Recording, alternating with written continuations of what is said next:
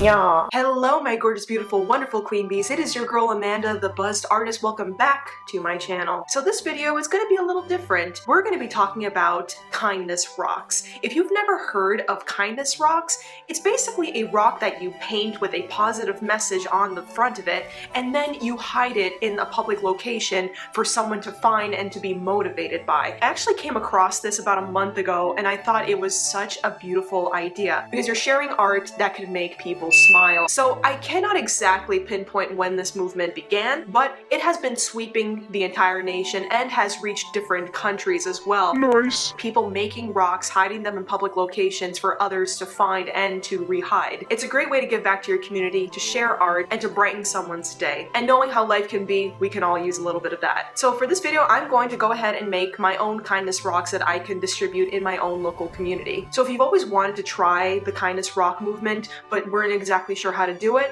I'm going to show you these steps right in this video. So let's go ahead and get started. So to begin, I decided to take my backpack and start going outside into the great wild that is my neighborhood, and I went in search of rocks. Now, I didn't look for just any old rock. I was trying to look for rocks that were flat and had some smooth surface to it so that the paint that I apply on it later on will be able to be applied more smoothly. Now, this wasn't the easiest thing to find, and the rocks that I did manage to find were not the smoothest, but for all intents and purposes, they were gonna do for now. Got some good pickings.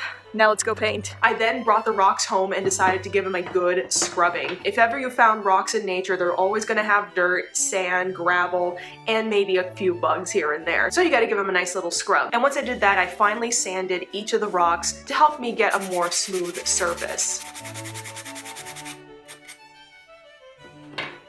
And after giving it a nice quick wipe down, I was ready to start applying my paints. And now it is time to paint. Now for this project, I actually decided to use my Arteza outdoor acrylic paints because, well, I had them on hand, they're self-sealing, and they're meant for the great outdoors, so they're resistant to all the forces of Mother Nature combined, which is exactly what I'm trying to go for. But if you don't have outdoor acrylic paint, you can just use plain old acrylic paint, you just have to seal it afterwards. And after picking a few cool quotes, I went ahead and started painting. And I have to say, I learned a lot. Considering that these were my first rocks, it wasn't exactly my best work because the surfaces were not as smooth as I would have liked them, so my lettering were a little jagged. But I had a lot of fun doing this, and I would definitely do some more, especially when I'm traveling. And I decided to kind of go wonky with the themes. I did one that looked like the night sky, I did one that was themed according to The Lion King because we got that movie coming up very soon, and I also themed one that looked like a turtle because turtles are cool. Why not? I decided to choose colors that were highly vibrant and saturated so that they would be able to stand out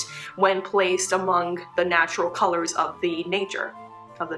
When they're placed along the natural colors of nature. Blues and pinks, very vibrant greens to help me out with that. Then once my paint was dry, it was just a few finishing touches left to do. On the back of each of the rocks, I put a little message of where people can post their rocks that they find. I'm actually connected to my state's Facebook group for kindness rocks, so I made sure to instruct the finder of these rocks to post their findings onto that group and then to re-hide those rocks for someone else to find. And once I did that, it was time to go and start hiding, which was the most fun part of it all. So there were a few rules that I set for myself when it comes to hiding rocks. I wanted to make sure that the rocks were not going to be in a spot constantly maintained. A service worker were to like mow the lawn and they had to move the rock or throw it somewhere else. I wanted to avoid that as much as possible, so I tried looking for spots where there were other rocks or other natural formations that would remain most likely undisturbed for the majority of the year. And I'm now in the gazebo and I'm trying to figure out what a good place would be to hide this. Maybe up in the rafters. I'm also trying not to be like extremely weird for people to be like, what the hell are you doing on a gazebo? I think I just might put it by the rocks outside of the gazebo, so we're gonna go do that right now. I looked for rocky cliffs along the beaches, and I also went to my local state parks and hid them along the trails. But I've seen people hide their rocks in like parts of tree branches that are at eye level so that people and hikers or passerbys can easily see it, especially with the colors popping against nature.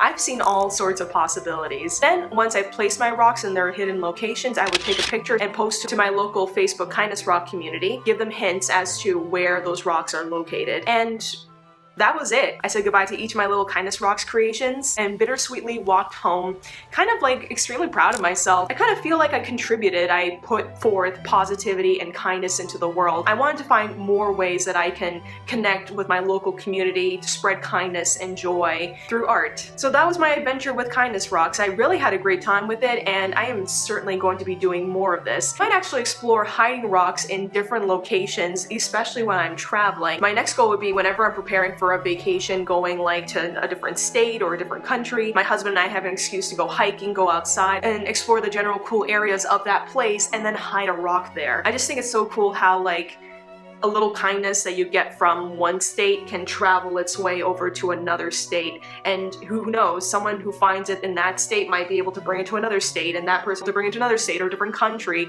and keep on spreading that joyous, kind message of support and happiness.